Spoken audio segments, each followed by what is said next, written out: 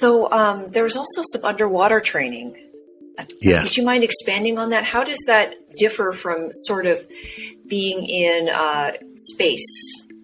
So one of the best analogs for spaceflight is underwater training. And I've already mentioned what we did at the Neutral Buoyancy Lab. That was just a 40-foot deep pool. Well, it was the largest pool in the world, probably still is. 40 feet deep, 200 feet long, and 100 feet wide. And I think filled with 6 million gallons of water.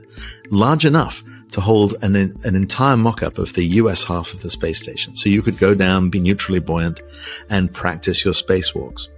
And it's really pretty much like floating around in space with a few differences. NASA expanded on this idea with something called NEMO. I think it was the NASA Extreme Environments Mission Operations training. And we partnered with NOAA to use their habitat called Aquarius, which is off the shore of Key Largo, a few miles, in about 60 feet of water. And astronauts would go 4 at a time to live on live on Aquarius for up to 10 days. And Aquarius essentially had an airlock. It had what they call a wet porch, but it's a separate area where you can go out of the habitat. And then there's essentially a room with a hole in the bottom, and the air pressure keeps the water out, but you can climb downstairs in scuba gear and go out and do the equivalent of a spacewalk.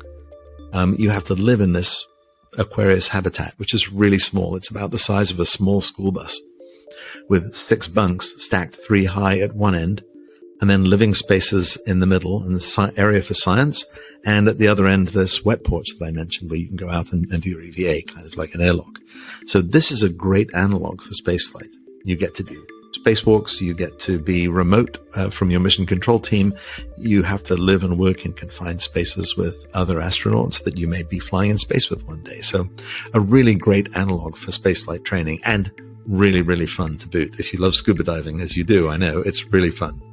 Yeah. You and I have talked about scuba diving before. It's super fun when all the gear works as expected.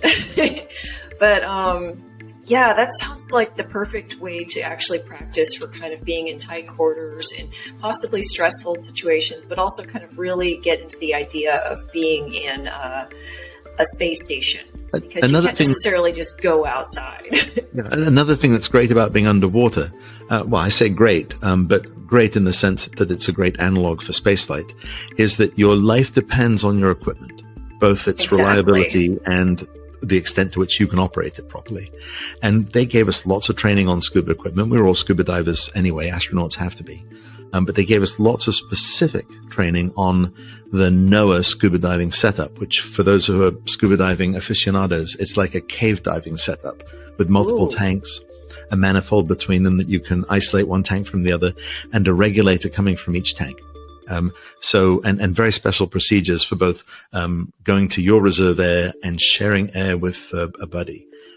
So we practice a lot of these things, and it becomes second nature to use the equipment in the appropriate way. And that's the kind of mental attitude that you need to be an astronaut. The things that are safety critical need to just happen automatically when the time comes. Yeah, it's absolutely critical that the equipment works in space too. So, getting in that mindset where you're actually just kind of ramping up your equipment, doing all your checks, making sure your buddy is good and you're good, and then you have everything in front of you before you actually engage in some sort of critical outside the vehicle operation or inside the vehicle operation for that matter.